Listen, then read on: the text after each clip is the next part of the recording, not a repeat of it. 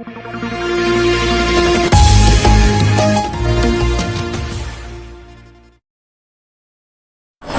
परंपराएं और आस्था भारत की सबसे बड़ी समृद्धि में से एक है और हम उस देश में रहते हैं जहां अलग अलग क्षेत्र में अलग अलग भाषाएं बोली जाती हैं, अलग अलग क्षेत्र में अलग अलग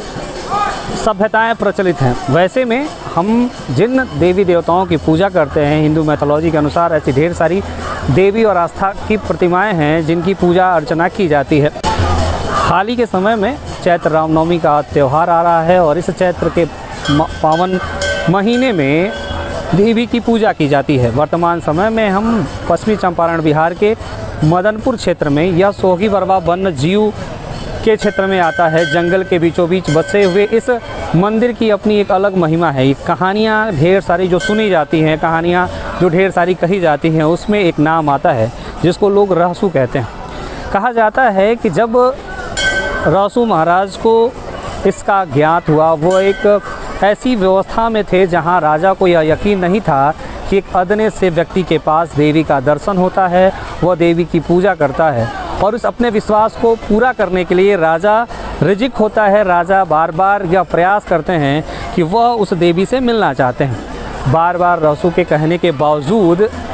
न मना करने के बावजूद भी राजा अड़िग रहते हैं और ऐसी कहानियों के साथ ये कहा जाता है कि जब रहसू महाराज उस देवी की आराधना करते हुए उन्हें अपने पास बुलाने की कोशिश करते हैं तो देवी जगह जगह स्थानों पर रुकते हुए आती हैं और ये बताती हैं कि वह इस जगह पहुंच चुकी हैं। वैसा ही एक स्थान यह मदनपुर देवी स्थान है और जिस स्थान के लिए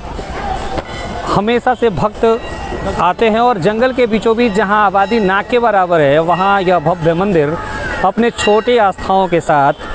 चलता है और यहाँ लोक आस्थाओं को प्रचलित किया जाता है, पूजा पाठ किया जाता है और ये माना जाता है कि मदनपुर देवी स्थान पर आने वाले हर भक्त की मुरादें पूरी होती हैं। यहाँ पर लोग पुराने ज़माने से, जिसको आज अगर दिखाया जाए कैमरे की सेंसिटिविटी के तहत और यूट्यूब और बाकी जो सोशल मीडिया गाइडलाइंस हैं उनके तहत अगर दिखाया जाए तो लोग ये कहेंगे कि यह क्रूरता की श्रेणी में आता है, हम उसे नहीं दिखा सकते। लेकिन फिर भी आज भी हमारे यहाँ ढेर सारी ऐसी व्यवस्थाएं प्रचलित हैं जिनको लेकर हम आगे बढ़ते हैं। इस पूरे मंदिर के पीछे दिखाने के पीछे का हमारा सीधा सा उद्देश्य है कि भारत अपार संभावनाओं का देश है। यहाँ पर पर्यटन के दृष्टिकोण से ढेर सारे काम किए जा सकते हैं, लेकिन जब भी पर्यटन की बात होती है, हिंदू मैथोलॉजी की बात होती है, हिंदू धर्म की बात होती है, तो वहाँ पे बहुत सारे ऐसे पर्यटन केंद्र हैं जो अभी भी अपने विकास से महरूम हैं। इन सारी जगहों पर विकास की क्या क्या चीज़ें लाई जा सकती हैं और बिहार सरकार क्या क्या कर सकती है, इस पर विचार करने की ज़रूरत है। और पर्यटन एक ऐसा व्यवस्था है जिसके तहत उस क्षेत्र का, उस समाज का और उस पूरी व्यवस्थाओं में आमूल चूल परिवर्तन होता है। लोगों को रोज़गार के अवसर मिलते हैं, लोग अलग अलग सभ्यताओं को जानते और समझते हैं। वैसे ही इस मदनपुर देवी स्थान पर आकर अगर बिहार सरकार आस्थाओं को दिखाने के लिए, पर्यटन को बढ़ावा देने के लिए काम करती है तो शायद इस जगह पर भी ढेर सारी संभावनाएं तलाशी जा सकती हैं। सबसे बड़ी दुश्वारी अगर यहाँ आने की है तो आप रास्ते को लेकर कह सकते हैं। यूपी की तरफ से अगर आप आ रहे हैं तो सड़क काफ़ी जर्जर है, काफ़ी टूटी हुई है और काफ़ी दिनों से इसका प्रयास किया जा रहा है, फिर भी इन सड़कों का निर्माण नहीं हो पा रहा है। अगर बिहार की तरफ से आते हैं, वाल्मीकि नगर की तरफ से आते हैं, बगहा की तरफ से आते हैं तो वहाँ पर भी जंगल के बीचों बीच सड़कों का अभाव है और सड़क अपनी दुर्दशा के लिए जाने जाते हैं। और यहाँ पर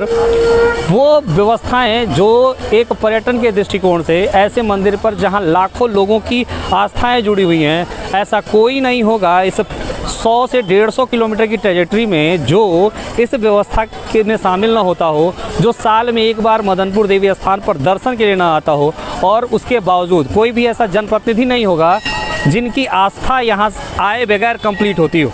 चुनाव देख लिया जाए या फिर अलग अलग व्यवस्थाएं, तो इन सारी व्यवस्थाओं के मद्देनज़र इस जगह का विकास होना लाजमी है और इस पर प्रशासन का ध्यान जाना चाहिए। 2024 का चुनाव नज़दीक है और